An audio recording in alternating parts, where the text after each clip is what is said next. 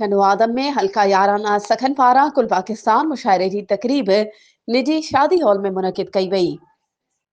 तकरीब मशहूर शायर ऐं अदीब गुलाम मुस्तफ़ा तबस्सुम आफ्ताब आलम कुरैशी जी सदारत में थी। पीपी जो अॻूणो सेनेटर मलिक इमामुद्दीन शौकीन ऐं पीपी चेयरमैन म्यूनिसिपल कमेटी टंडोआदम गुलाम मुर्तज़ा जुणे जो महिमान ख़ास तौर शिरकत कई।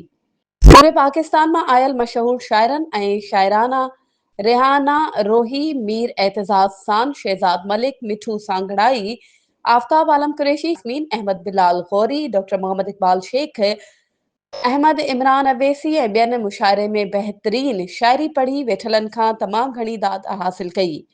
उन मौके ते तकरीब खे ख़िताब कंदे अॻूणे पीपी सेनेटर मलिक इमामुद्दीन शौकीन ऐं शायर अदीब गुलाम मुस्तफ़ा तबस्सुम चयो त हर साल जीअं हिन साल बि मुल्की सतह जो ही 11हों मुशायरे जो प्रोग्राम मुनक़िद कयो वियो आहे।